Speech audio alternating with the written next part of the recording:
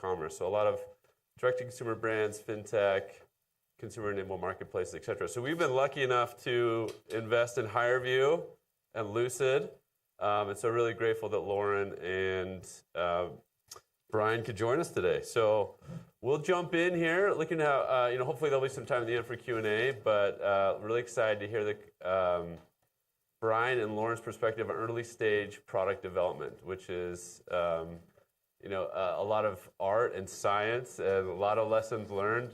Both Loren and Brian have been in the earliest stages of businesses and seen all those product teams and engineering scale and grow. So excited for the conversation today. So Brian and Loren, I thought we could start back in 2011. Maybe you could give a little bit of your background. So coincidentally enough, both Brian and Loren started at HireVue and Lucid respectively in 2011. So maybe you could give us a little sense of what brought you to those companies, and then when you arrived, what was it like? How many employees? What was your role? Initial mandates, things like that. So maybe how you got there and what it was like when you arrived. Sure. So prior to Lucid, I was at Family Search, and in the spring of 2010, Carl Sun, who was our CEO and one of our co-founders, that's when he actually joined Ben, who's our other co-founder. So Carl's our CEO, Ben was the CTO. And Carl and I had known each other, so he started telling me in the spring of 2010 I needed to quit my job and come join his startup. I was pushing back pretty hard initially because there was a huge project I had been working on at Family Search to move all their infrastructure to AWS. And in 2010, it was still pretty early to move to AWS, to a cloud provider. So it was it was controversial. And me and one other person kind of had a pact that neither of us would leave until we got it on the cloud, so we were afraid it would die if we didn't. But Carl, he did not stop working on me. Every month would reach out to me and had me meet Ben and check out what they were doing. And I kept saying, we're going live in November. Let's talk after November. November came, we went live, and ever since then, Family Search has been on AWS and on the cloud. So in December is when I took time and really thought it through and decided, all right, I'm in, let's do it, and called up Carl and said, all right, I'm in, let's do this. So I joined in early 2011. So at that time, initially it was just Ben and Carl when he first started talking to me. That was the whole company. Prior to that, Ben had just been working on his nights and weekends. Since then, Dave Groh, who's Lucid's current CEO, had joined.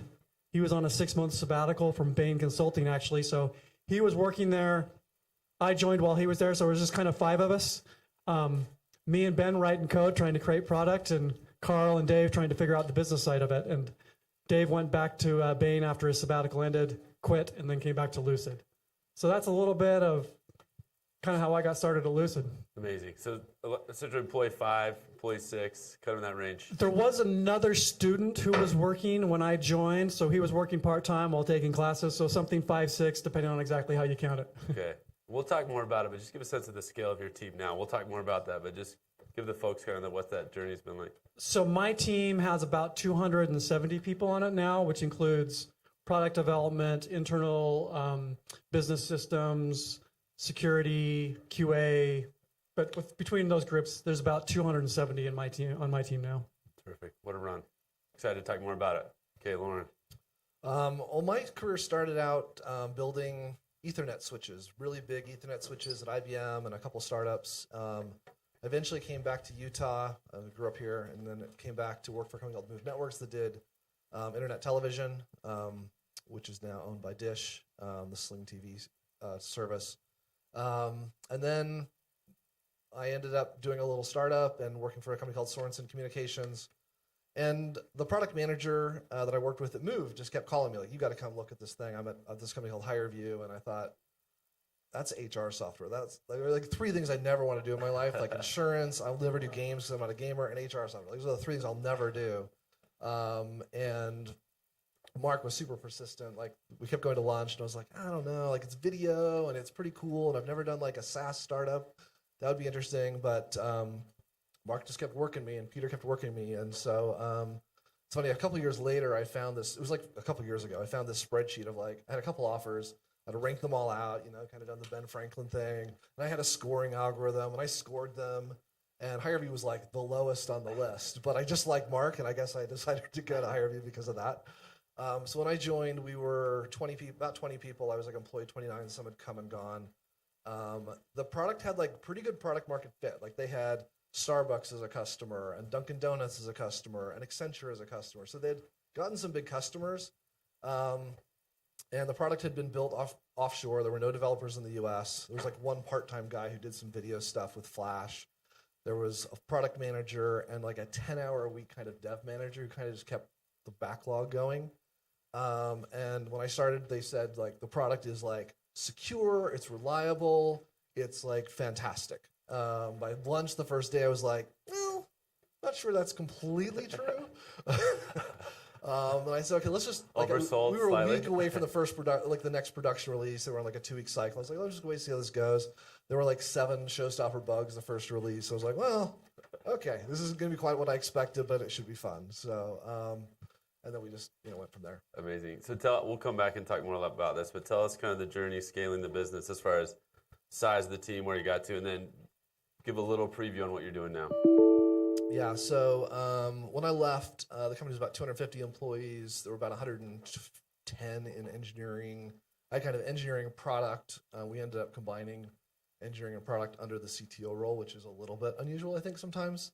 I also had sort of data science. I had a big psychology team of about 15 psychologists, IT, and information security. So it was about 110 people. Yeah, that's kind of where we ended up. Perfect. And tell us a little bit about Videra, real fast. Oh, yeah. So I left HireVue about 1.5 years ago to start a healthcare company called Videra Health. We had sort of started on the side a few years back, and one of our co-founders, Mark Newman, and I started it with a co-founder named Brett Talbot. He had been running it. It's essentially HireVue for healthcare. So if you know about HireVue, you kind of do these asynchronous job interviews. You interview people whenever, wherever. And so we kept getting asked, like, why couldn't you diagnose diseases with this AI on top of interviews that HireVue had built? Like, that seems cool, but you can't really do that in an HR technology company with HIPAA compliance and a sales force that doesn't know how to sell the healthcare. So we created a separate company and sort of took that same idea to sort of say, how can you check in with your doctor and be seen? You go to your doctor, you leave, they forget about you, they don't have time to check in.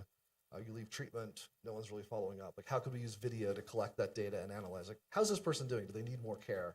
And that's what Videra's building out. Awesome. You're in the CEO role, so I'm excited to talk a little what that's been like moving from leading the technical team only to the broader company, which will be a great discussion. But so let's go back. Let's talk about those early days. 5 people, 10, 20 people, still small teams. I want to talk a little bit about process. So maybe talk about some early challenges your teams had, and some really, looking back at after 10 years or in a much bigger team. What are some lessons learned and some really critical decisions you all made as far as, how you ship products quickly, efficiently, with high uptime? Just kind of generalized advice for the team those early days. Maybe some things you worried about that ended up not being important, things you probably should have worried about that weren't. But let's start there. I'd love to talk about kind of those early days, some critical moments as you think back, challenges you had, how you overcame those.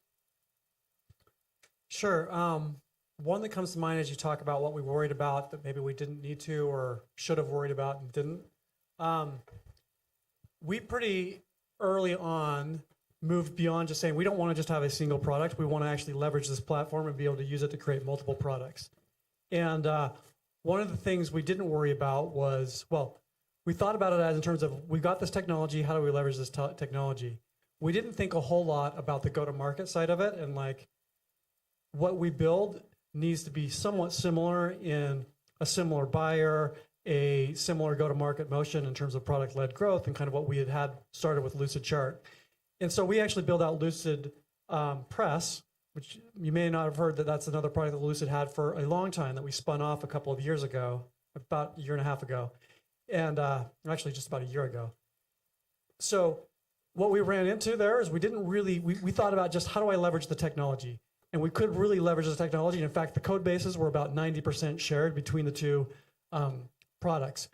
But the go-to-market motion was so much different, a totally different sales motion, totally different buyer. And that was so much different that it became almost like running 2 different companies and wasn't the synergies that we were actually hoping for. So that's a big thing that we've learned since then was you got to think not just about the technology and how I can leverage the technology to get into multiple products. And if you really want to be a unicorn, I think it's pretty important you start thinking about multiple products. But also look at how that's going to impact the business side of the house as well, not just can I leverage the tech. So that was one thing that we didn't think about early on, because we started working on Lucid Press really early on, like in 2013, late 2012, early 2013. And then it took us a while to actually get to the point where we, like I said, we ended up divesting that completely because it didn't quite match the same go-to-market motion. And as we think about new products today, we're a lot more conscious about that. How do you do that, Brian? How do you align kind of, I think one great engineering managers align really well across the business, right, with go-to-market, legal, all the, how do you do that now, and maybe lessons learned? Honestly, I was pretty naive back then about the other side of the house and the go-to-market. I've just learned a ton in the last 8 years about what that actually means. And, Lucid's kind of, our sweet spot has been this product-led growth, where most of our customers start with, we get into a company and we've got maybe 10 different individuals who are using Lucid Chart. Some of them are on a team 3, other might be on a free plan, others are on a professional plan. And then we can consolidate those and grow it and grow it and grow it until they're on a wall-to-wall enterprise plan, and it just grows from there. Lucid Press was a totally different business, where it was more of a tops-down B2B sell, and you've got to come in there. And just understanding that difference, like more than anything, I think I was just naive of how different the go-to-market side can be compared to where I'm at today. So educating yourself, I have learned a ton by grabbing lunches and just talking to the sales leaders, talking to the marketing leaders, everything else, and just far, far more educated than I was a decade ago. Awesome. You both have led really high-performing teams, and you lead really high-performing teams. And one thing's interesting being an investor is you get exposure to a lot of teams and the pace at which they deploy code, the way they build product. What do you think some keys have been in early days, even now, at like developing a culture of speed, productivity for your engineering team? Any best practices, both tactically or even just culturally on engineering teams? I'll try to start that one. I mean, I think the challenge you have is you're always wondering, like, are we going fast? Like, even if you think you're going fast, you're like, could we be going faster? Should we be going faster? Are we pushing hard enough? And then not trying to push like too far if the team burns out. It's like finding that balance is really hard. I think one of the things to kind of build on the last question is I think it's really important that any engineering leader is really aligned with the business, because there's nothing worse than sort of going fast at the wrong thing.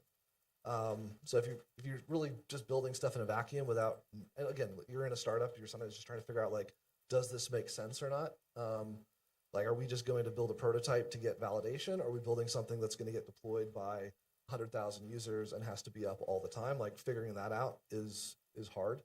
But I think you've got to stay really aligned to the business and make sure you're like going at the right target. And then I think going fast is just hard. Like, I think you got to figure out how good does something have to be. I think that's a big piece. You can polish things forever, making them perfect, but if you don't have validation that it's going to get used or that it's really important, or you've got to make this color on this one button important, but you know what? It only gets used like by 1% of users like once a year. Like, does it really matter? I think figuring those things out is actually more important than like code deploy, if that makes sense. Totally. Yeah, building on the code deploy side of it, I think one of the things that's really sped Lucid up is moving to continuous deployment has been huge for us. Like, it's not like we have to wait once per month to release new stuff, or once per year, or even every 2 weeks. Today, when I looked at some metrics in 2021, we were releasing on average right around 200 times per day. So 200 things of code are going out per day, which means you've got tons of learning happening all the time. Some of those things may be back right out of production a month later or even a week later because it was the wrong thing. But the ability to just constantly assume that we don't have a lot of stuff sitting on the shelves waiting from like, okay, I wrote the code, now I got to wait for this other team to do X, and then it's got to go through QA, and then it's got to da-da-da-da, and it's just sitting there. As soon as it's ready, we get it out to production, and we learn so much quicker that way. So I don't know, that seems like one of the things that's really more than just an incremental change for the pace that Lucid's able to get software out to our customers and bring value to customers. It's a step difference for us. Man, a few things I want to dive in, but let's stick on continuous deployment. How are you able to do that? Is it a tooling thing, cultural thing? This idea of DevOps is a big part, but tell us about how you guys did that. Well, it's both. Like, we had to invest a lot. It took us from the time that we decided, okay, we're done with this, we're going to get to where we're going to be deploying at least tens of times per day, to actually getting there to where we're deploying a couple hundred times per day. It was a couple of year project. So it was non-trivial to get from A to B. Like, we released every 2 weeks when we first, in the early days, we were releasing about every 2 weeks. There were emergency releases, but really feature releases we're having about every 2 weeks. So we went and we said, all right, goal number one, let's get it to where we're releasing once a week instead of every 2 weeks, and get enough automation and enough there that we could do that. And then we moved to, all right, let's get it so we're at least releasing features once per day. And we worked towards that. And then from there, it was just to, okay, let's get to the final step where we can just release whenever anything's ready. And that's just evolved to where we're at now, where it's, like I said, around, some days it's only 100, sometimes it's up to 300 times per day-ish. Yeah, wow. Loren, I want to go back to what you said around, make sure the what and the how. And so really make sure you're building the right thing for the customer, especially in those early days. How involved do you think the engineering team should be? What type of influence do they have? And because I think that can be, even from a morale perspective on an early team, if you're building stuff no one wants, that's tough, right? So and then you're kind of in this right now with your team as you're picking the right products to build, as you're kind of the gears of product market fit are coming together. But what's your perspective on that? The making sure you're building the right things versus just the process of doing it. I mean, I think maybe the first thing to sort of address is I think product and engineering should be really, really tightly coupled early on. I think just the conversation back and forth between product and engineering is really helpful. Like with our team today, I can be like, let's do this, and there'll be pushback of like, that's actually pretty hard to do. I mean, I have generally a pretty good sense of that, but when engineering can feel like they understand what you're trying to build and why you're trying to build it, they have a lot of good ideas, right? And so I think just sort of like, well, product's just going to hand this down from on high to engineering, and that's that. Like, I think that's a really bad way to build things, and you end up with something really suboptimal. And as long as engineering can have a voice and say like, have you thought of it this way, or have you thought about it that way, or if you just tweaked it like this would be like 5 times easier, and we could go faster. I think those conversations are really, really helpful. I think that's part of how you go faster, is that conversation on an ongoing basis. That's great. Just 100% agree with that. I could not agree more. If it's separated out to products throwing stuff over the wall to engineering and engineering coding it up, that has not been my experience of a successful approach to this. That's the approach of you're going to be slow and there's going to be miscommunications, and the engineers don't really feel like they own it and they don't feel like they're really part of it. So just confirm everything we just said. Totally agree with you. That's great. A couple more questions on process. So looking back, were there things you guys like worried a lot about in the early days? You're like, we just shouldn't have worried about that time. A lot of times you think about technical debt, right, and scale. I think that's an interesting one to think about, the balance in the early days. To your point around making sure you're building the right thing. And maybe there were things you weren't worried about in the early days that you wish you were. Anything come to mind? Maybe from, security, compliance, stuff like that we tend to push out. But any lessons learned? Yeah, when I got to HireVue, like I said, it was when we first started, like it was the product was kind of bumpy. And I sort of made the decision, like, we're going to rewrite it. We're just going to, if we want to become the next Salesforce or the next whatever, you always say that in a startup, like, we'll be the next Salesforce, we'll be the next Lucid. You kind of, it's got to work, and it's got to be something that can scale, and it's got to be a good code base. And I think we were at that point at HireVue at the time where we had a pretty sizable code base, and we had a pretty sizable customer base. And so it was like, if we're going to get to the next level and not lose these guys, we've got to do something significant. And doing a rewrite is usually like the worst advice anybody could ever give you. But I think in retrospect, it was the right thing to do.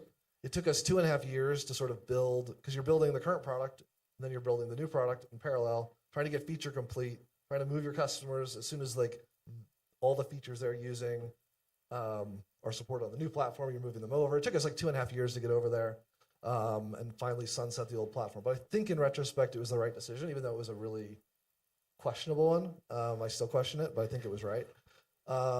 When I first got there, we also had to, like, we were literally hosted on a server. We had 2 servers, a web server and a video server in rack space. And a truck had gone off the road once, crashed into the data center, and would have been down for like a week. That's stuff we just don't worry about anymore. Yeah, you just don't worry about that anymore. So we were pretty sure if one of those servers failed, we could fail over. So we had to make a cloud migration and then do a rewrite. I think those were all the right calls. maybe 2 other points. I think there was another point when we were doing AI and we were looking at how to transcribe these interviews into text and then do NLP on them and do predictive algorithms on top of them. We decided like it's costing us 60 cents an hour to transcribe these videos with our service provider. If we built our own speech to text engine, we could save like 50 cents an hour. This would be incredible. And this platform's gonna like scale. We're gonna have like 10x the volume next year. Like this is gonna save us a lot of money. And that was a completely wrong decision. Like it didn't scale nearly as fast as we thought. It didn't save us nearly as much per hour as we thought. And we just sunk a ton of time into building that. We could have bought it off the shelf and it wouldn't have mattered for like 5 more years. And so I think we just completely made the wrong decision on that. It was totally my decision. We had some people who were like, thought it would be really cool to build that themselves. We kind of got sucked into like building it ourselves, but it was completely wrong.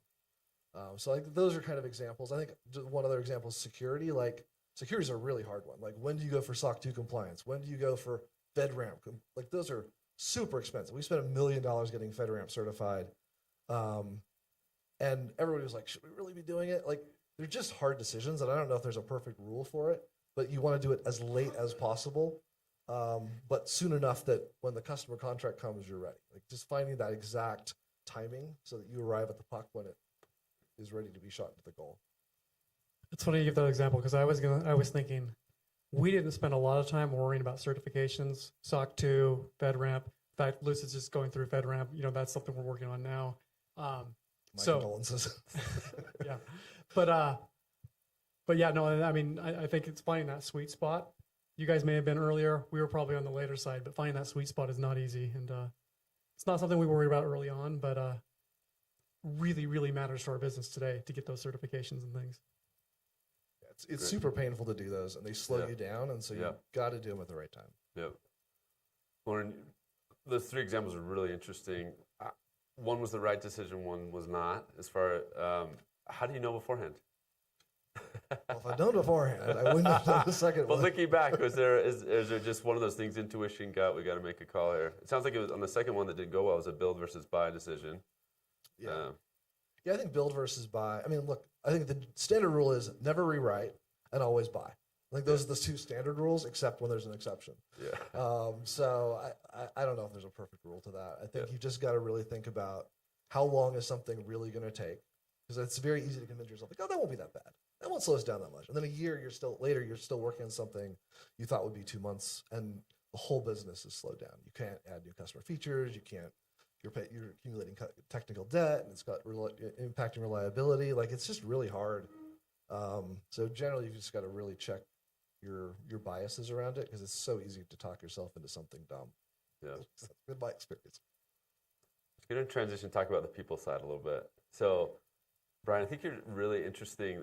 From what I know, correct me what I know, but Ben was the founder of the company, original. He built the MVP of the product. You came in, you're working kind of hand in hand, and my understanding is, Ben's orientation was to be, continue to just be focused on the product. You had more of an orientation to management. Correct me if that's not the story, but love to hear about that story and how you kind of went from an IC to scaling to 270, people that report to you now. Yeah. So tell us a little bit about your journey, and then also kind of some critical points as you thought about building the team. Like, when do we add management layers? When do we bring in PMs? What that building going from 5 employees to 270 that report to you now? Yeah, so it was interesting. When I joined, I think Carl he wanted somebody who had some experience and had been around the block a little bit more, because Ben, who was Carl's co-founder, he'd been building this thing on his nights and weekends for a year and a half prior to them actually founding the company. But Ben still hadn't even graduated from college. He was still down at BYU studying. And he had been there for a while. He had more experience than most students because he kept taking semesters off to go do startups and things. So he had some pretty good experience and all. But when I initially joined, honestly, it was just Ben and I writing code, because we needed to get a product out there and find product market fit and build that out. So there wasn't any management to be done. Like, I think Carl wanted early on to say, okay, we're going to have somebody who understands how to run once we do get larger and we do have more engineers and we do need more process. But for the first year, most of it was just Ben and I writing code to get something out there so that we could, get an early round of funding and just find that product market fit. So A little later, though, as we got larger and we got to where we had about 12 engineers, is when we said, okay, we need to get a little bit more serious about what does this actually look like? And initially, Ben and I kind of just split the engineering team, and like he took some, I took some. About, I don't know, a month or two after that, Ben kind of said, I don't really love this management thing. Why don't you take all of them and I'll keep writing code? And it's kind of worked that way ever since. And to this day, Ben loves to be in the code. He loves to be architecting and just really on that pure technical side, and has always just kind of passed over all of the engineering leadership side to me and let me kind of run with that side of it. So some of the key things and how we made that transition. For me, one of the big things was as I moved to that management, I guess I approached it the same way throughout my career. As a software developer, you learn different languages. You learn whatever you learned in school, then you go out to industry, and it's no longer C++, it's Java. So you learn Java, and then it moves to Ruby or whatever it is, and you just get used to you buy the books back in the day. Nowadays, you just go online and you do the tutorials, and you learn whatever the next thing is. So when I had to start leading, I guess I sort of approached it the same way and said, okay, instead of buying a book on a new coding language or a new framework, I'm going to find some management books that are good or something. And went through a bunch of those trying to figure out, so how do you actually do this? And some that I didn't think were all that helpful, and a couple of things I found that I thought were really, really useful. For me, there was one podcast, and they've got some books and things called Manager Tools that really resonated with me and seemed to have a much bigger difference in my ability to actually lead a team. So I've been a pretty loyal follower of their kind of approach to leadership ever since then, and kind of the focus that they have as well. So I kind of took the same approach that I did with programming languages and frameworks and technologies and everything, and just said, I'll dive in, try some books, figure out what actually is going to work here, and then run with it from there. And that's where we're at today. That's Hopefully great. It's going well. Yeah, absolutely. Loren, you came in as the CTO role, right? I actually came in as a VP of Engineering. Okay. It peer to head of product. Got it. Yeah. So tell us about your journey a little bit. You came in as you kind of scale and grew the team. Any critical management decisions, either decisions you made or how you needed to kind of grow and progress yourself? Yeah, I think what's that evolution like? I think probably some of the best decisions we made early on were I think when you're going to a new place, the best thing to do is call the people you used to work with and be like, hey, do you want to come work with me? That's the best solution. That's not always available to you. You either have a non-recruit or a non-compete, or you're new to a location. I was still fairly new to Utah. And so we ended up hiring a recruiter who helped us hire the first 4 or 5 engineering people, but we looked for a couple of things in those people. One was we wanted obviously we wanted great talent. Everyone says, we hire the best people in the world, sure. So we wanted great people who were curious, who cared about our mission. I think getting people who care about what you're trying to build matters. But what we kind of went for were sort of two really important things. One was people who could bring other people with them. And then I think people who had been leaders who were sick of it. Does that make sense? Yeah. They're like, I've been a director, or I've been a manager, but I just want to write code again. I'm just so sick of meetings. Great, you're not having any meetings, you can write code. And that proved to be really helpful because you got people in who had sort of been through the process before. They could bring other people with them. And I'd been at a previous startup where we had some really good people, but nobody had ever been a manager or a leader.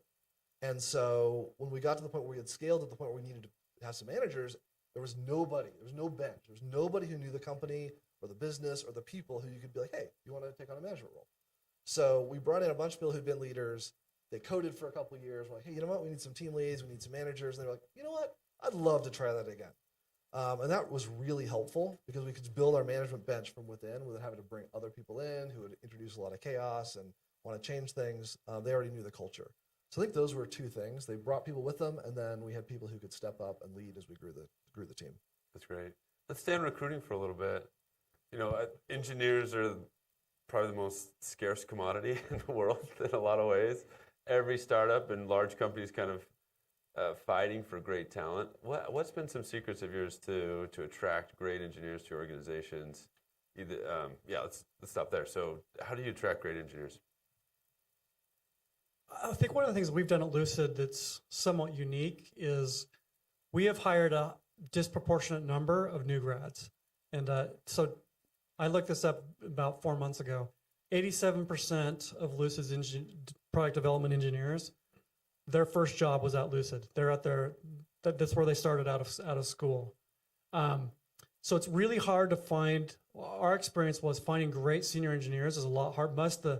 Those who are great, they've got a job, they're not looking, and we have had to. I mean, we do have senior engineers around. Like I said, there's the 13% that we found, but it's a lot easier to find yourself with mediocre senior engineers, and easier, we found, at least at Lucid's case, to find the really great high potential new grads, and then give them the opportunities, give them the experience, so that they can become senior engineers very quickly. And if you that was kind of our thinking, and I think it's played out really nicely for us. And so when we're recruiting, we look specifically, we recruit heavily at all the schools around here and some out of state schools as well, and just look for very high potential people, really bright, very high potential, who have that passion, ownership kind of mentality, and they've got great example, whether it's they've become a concert pianist or whatever it is. They've got something that they're just passionate about that they can show, and then they're also fit kind of our values of not all about their own ego. And one of Lucid's core values is teamwork over ego. So that's a core thing that we've looked for from the very beginning as well.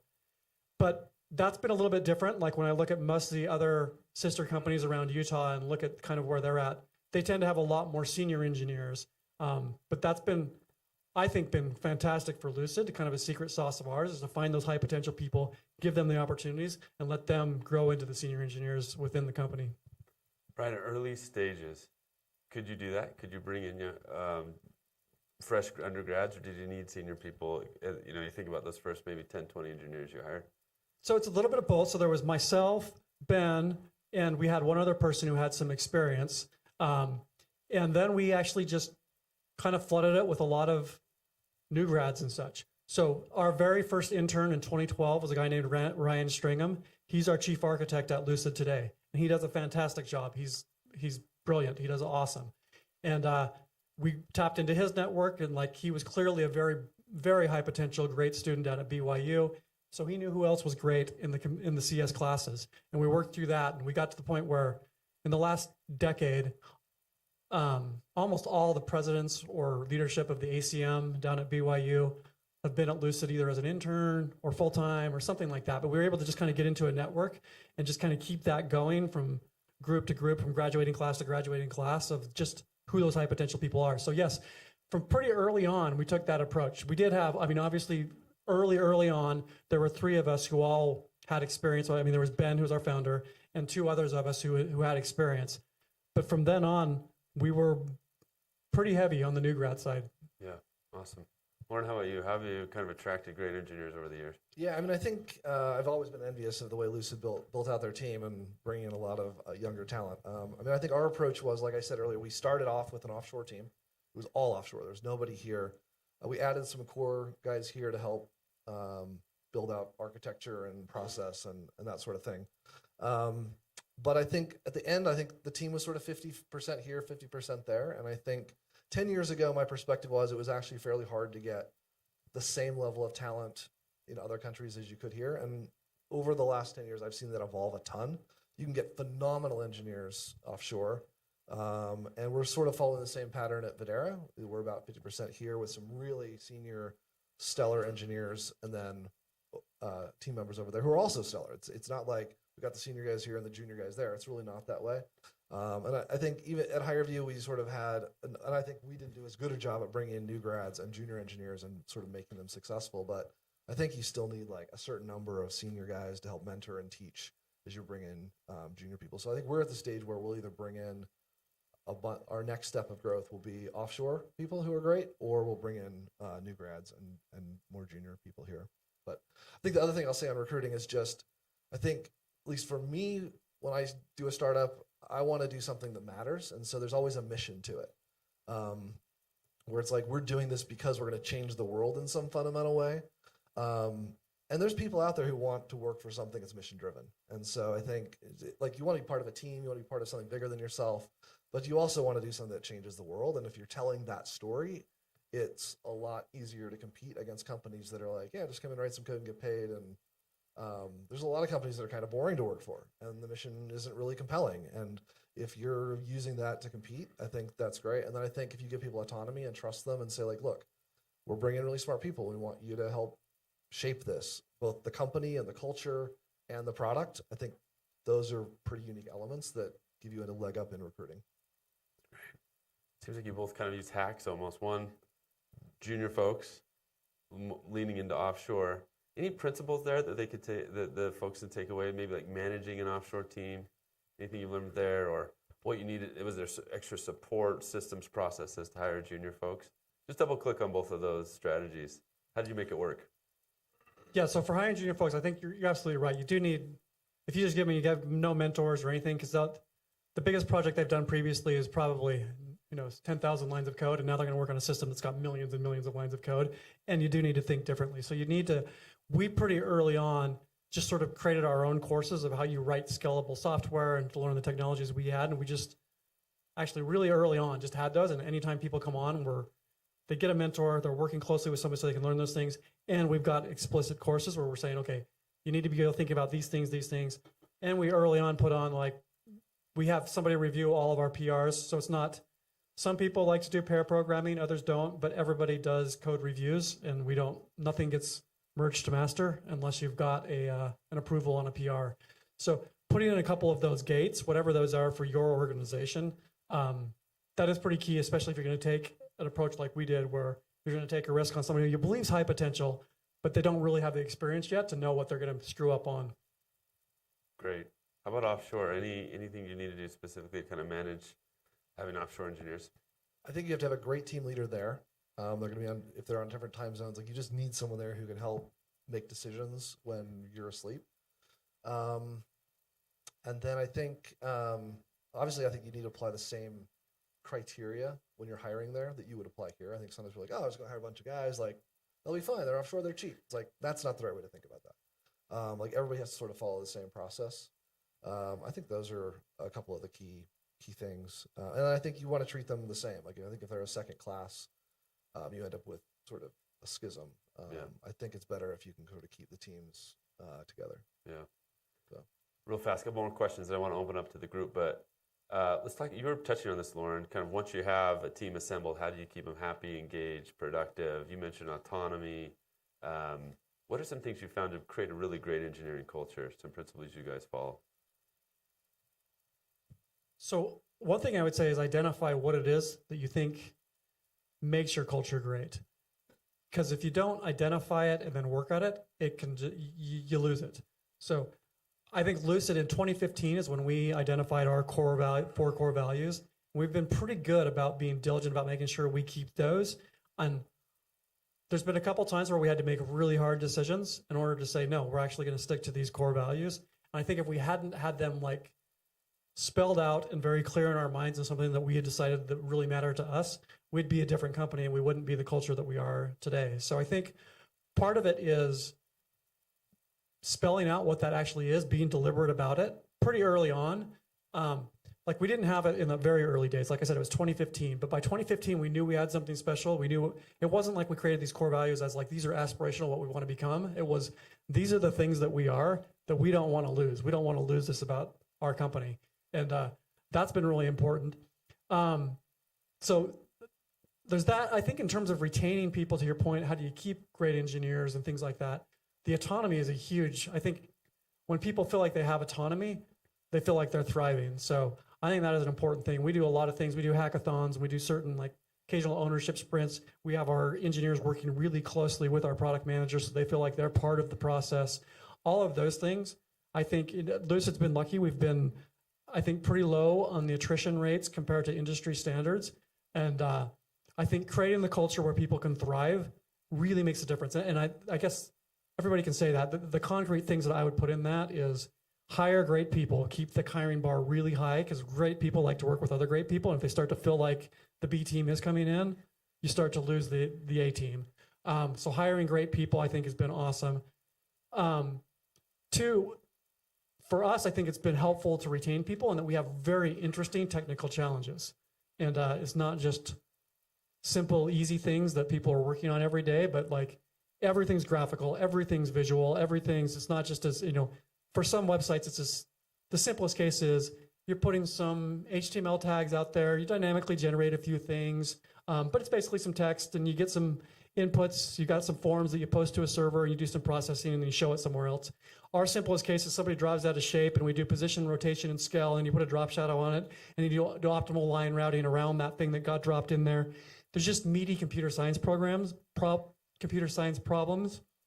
and I think that has been helpful for Lucid in that people feel like they're constantly learning, and they're really challenged by the kind of problems that we solve. And then the third thing I would say is that idea, again, I'm going to go back to teamwork over ego, makes an environment where people can thrive. They got awesome people they're working with who are really bright and capable because you hire the A-team, interesting technical challenges, and you solve them with an attitude of teamwork over ego. And that together makes an environment where people can thrive, and you end up being able to retain great engineers, even in tough environments. Awesome. Anything you'd add, Loren? That was pretty good. I pretty much agree with all of that. I think maybe the one thing I think the values thing is really important. And you can say values, principles, beliefs. There's some great examples out there. I love the Netflix ones, or the Amazon leadership principles are all good sort of models to steal from.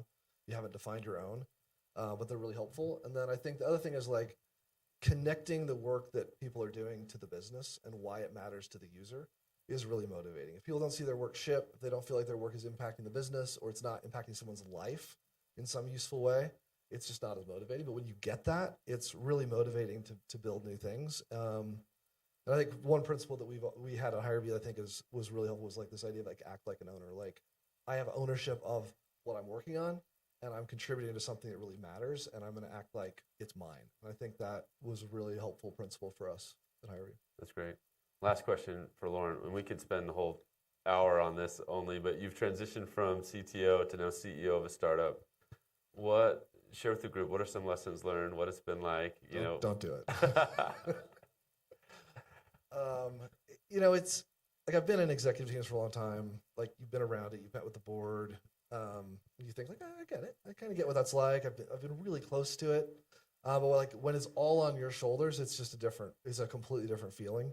When you're in an executive team, you've got peers. You can kind of go and like, hey, what do you think about this? What do you think about what he's doing? Like, how should we deal with that? But when you're the he up there, it's like, it's tough. Like it's all on you. So I think that's the hardest thing is like there's just stuff on your shoulders that no one else in the company is necessarily dealing with, and you've got to look outside to find advisors and friends who are going through similar things, which isn't quite the same as when you're in any other seat.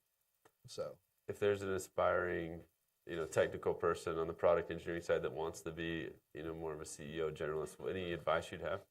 I would say get to know every part of the company that you can. Like get to know your peers in marketing and sales, in customer success, customer support, in finance. Like if you're going to move up to that next level, like again, I'm not an expert in any of those things, but I've been really close to it. And so it's really helpful to go, okay, I remember seeing that pattern. A lot of leadership and a lot of management is like, I've seen this pattern before.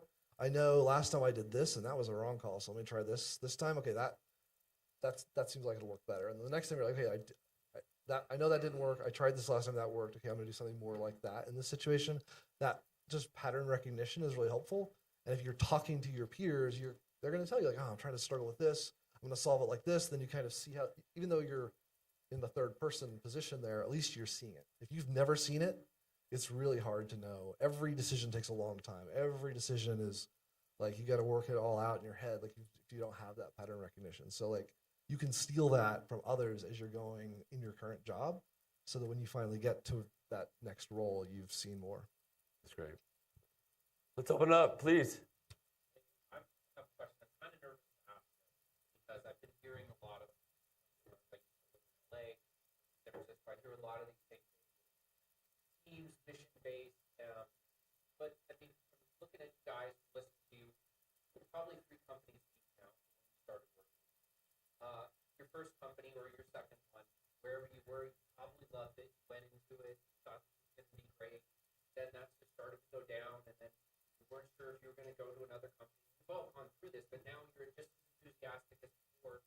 When I look and I'm seeing, what's going to be the straw that breaks the camel's back for you to go through that cycle again? Or is it you're old enough where you're like, I have a family now, I'm just going to ride this out until retirement? But you know what I mean? It's like I'm kind of seeing this pattern, and then there's this something that breaks, and then company's over, and then everyone talks about it afterwards.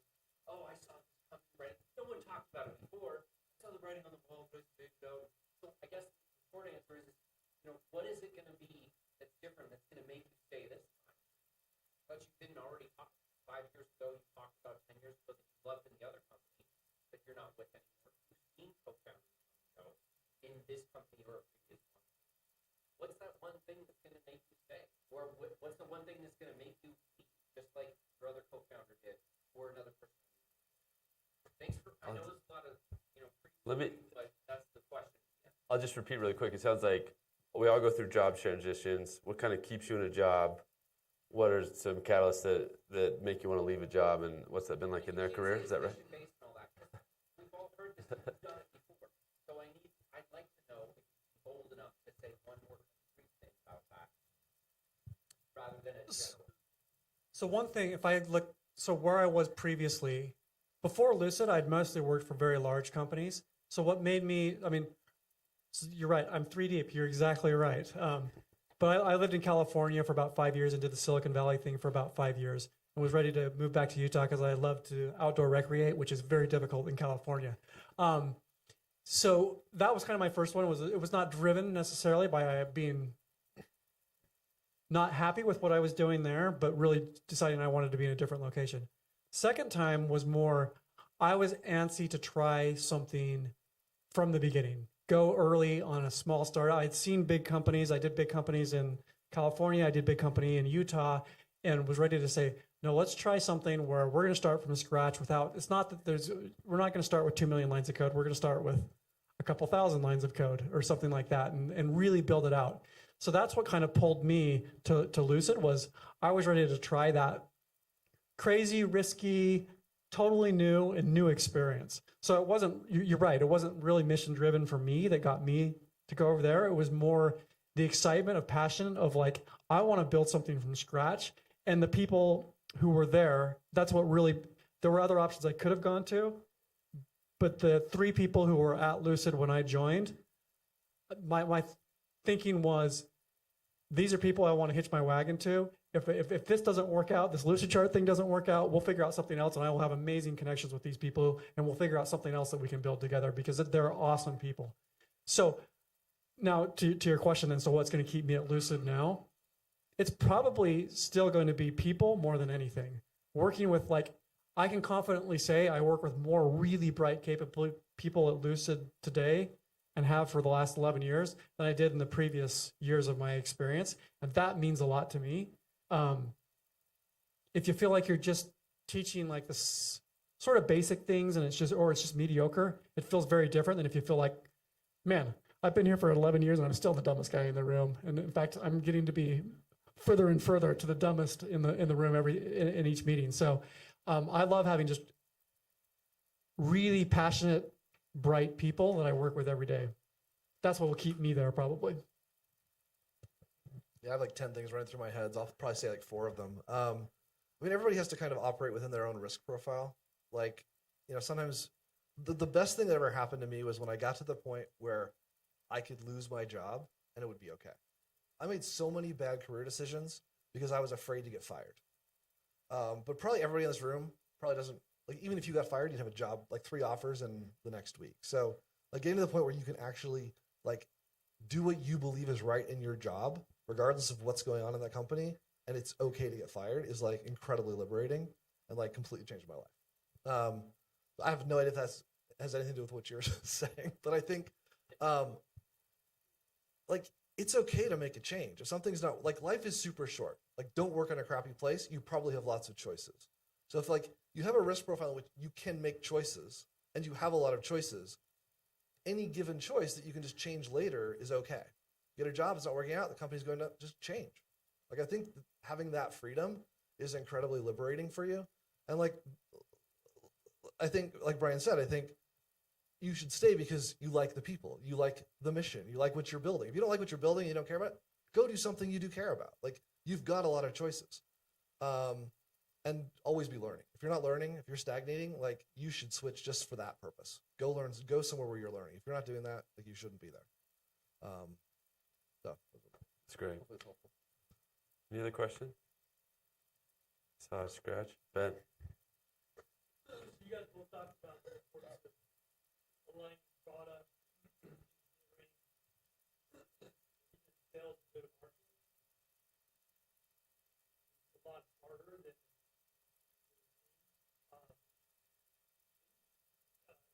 Loren, you guys kind of roll product.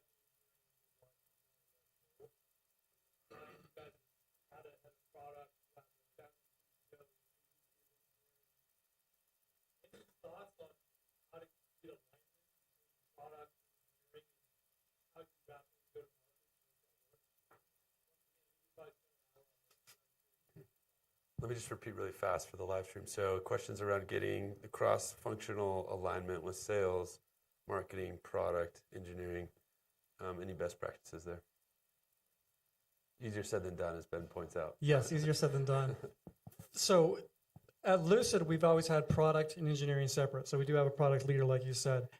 And I've always been able to work really closely. I work really closely with our head of product, and always have. And so we're together a good portion of the week on any given week.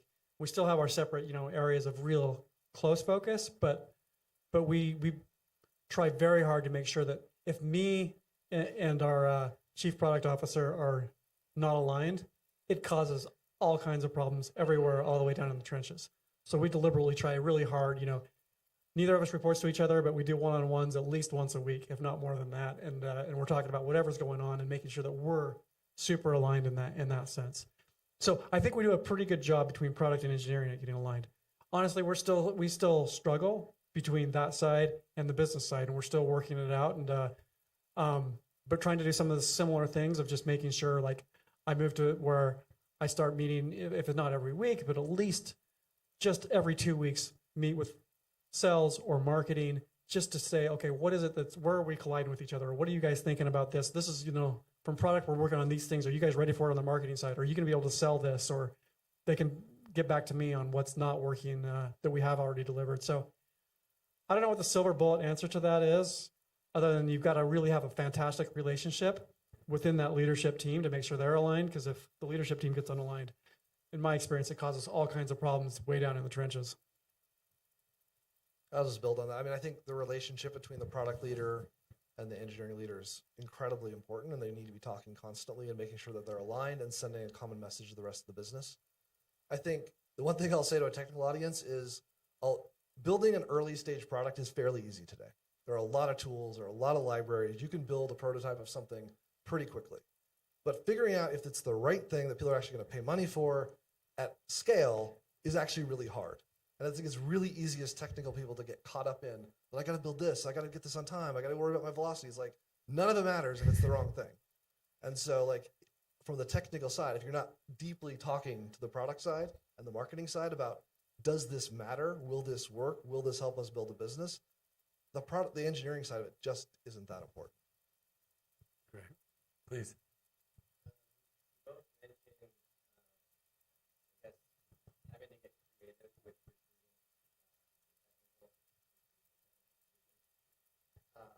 I imagine both of you are getting contacted every day. Someone trying to engage you in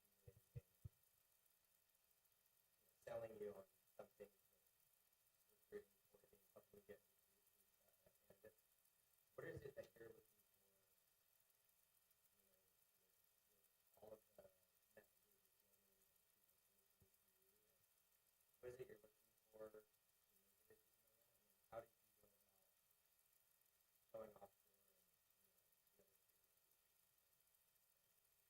Quickly, question is around when people are approaching you about tools or systems or processes to hire folks, what are you looking for? I'm sure you've got a few emails from SDRs in the past, I'm guessing.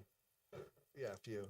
I guess the answer to me is like, it's all timing, right? Like, I was working on a financial model the other day, and literally while I'm working on it, going like, how am I going to build this thing? Like, I get an email from a guy who's like, we've got software to help you build a finance model. I'm like, we should have a call, right? So some is just going to be timing. And then if they hit me any other time, I'd be like, blah, blah, I got stuff to do. Like, it's partly a numbers game. You got to hit people when the timing's right, and the messaging's got to be good. There's another part of your question I'm forgetting what I was going to say about, but I don't know. There's so much that you're being bombarded with. For offshore, it's really hard because like literally I get 5 messages a day about somebody wants to offshore. To your right, Alan Radmal is sitting there from Agilaway. I've used Alan and Agilaway and the company who's at before SoftServe for years. Like having someone that you know who has also been successful doing offshore, like you don't want to like, you know, that message seemed good. Like they seem like nice people. Let's give them a shot. Like you need a reference for that. So anyway, talk to Alan after if that's your interest. Yeah, please. So you talked a little bit about what this problem is so tough. But talk about motivated. So how do you develop trust with high performers early stage to sort of come with you on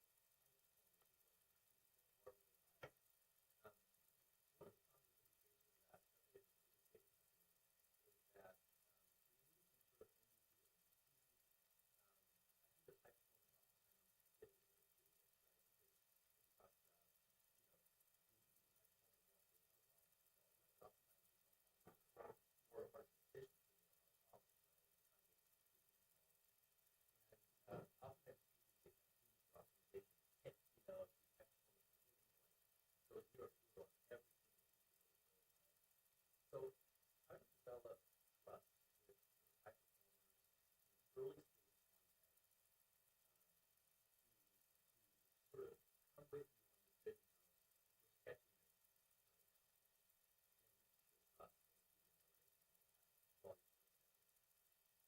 Such a good question. I'll probably butcher it, but so high performers want to build a great product, and you get in this optimization rut potentially because they want to build things for scale and millions of people when you're really just trying to solve for, you know, building MVPs, testing those. So how do you solve for that? I hope I did okay. Good. That's a hard question. I think my initial thought is be transparent, and usually high performers are interested in, and it's not always the case. Sometimes they can be pretty narrow, but if you make the case of saying like, we need to move to this other MVP now, and this is the reason why, this is where the business is out, and just being very transparent and helping them understand what's going on and what would lead us to say, we're gonna stop on the polish here. We actually need to do this over here because the business really needs it. Maybe we can come back to do the polish here. I think just that transparency may help more than anything and help them understand, like, if it just feels like I'm getting whipped from thing to thing to thing and I have no idea why we're moving from this to this to this, that's probably the most frustrating of all. And so I guess that would be my initial thought, is just as much as you can be transparent and help them understand why it is that is crucial and the impact that it can have to move from thing to whatever it is that needs to be done at that point. But it's not an easy, especially if, because you want to respect, I guess what you have to be careful about too is if they're passionate and they just want to do something amazing and great, you got to be careful to not kill that, because that is what's going to get your product eventually to be amazing, right? So just be transparent about that. Say, like, I love this passion. I love that you actually want this to be amazing. Let me explain where we're at with the business, what we need to do a little bit now. But this desire you have to have something that's not just MVP, not just good enough, but amazing, that's what's going to help us win.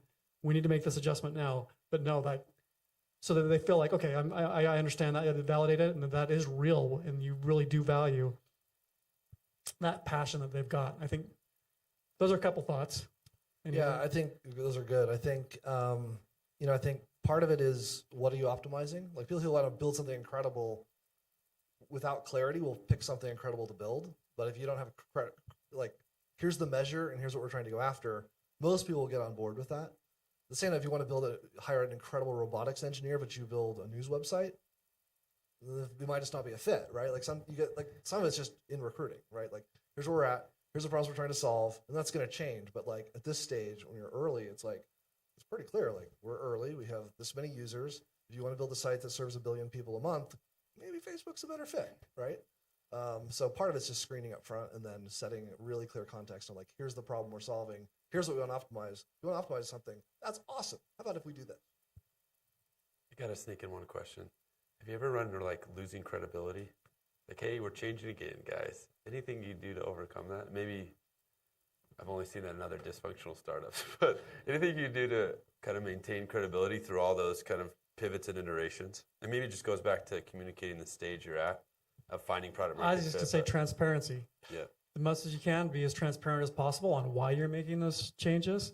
And then I think to your point, most people will get behind it when they actually understand the reasoning. And if you can be transparent about it, we just try to, that's what I would suggest. Yeah, I've definitely seen it. I think if you're like, this is it, we're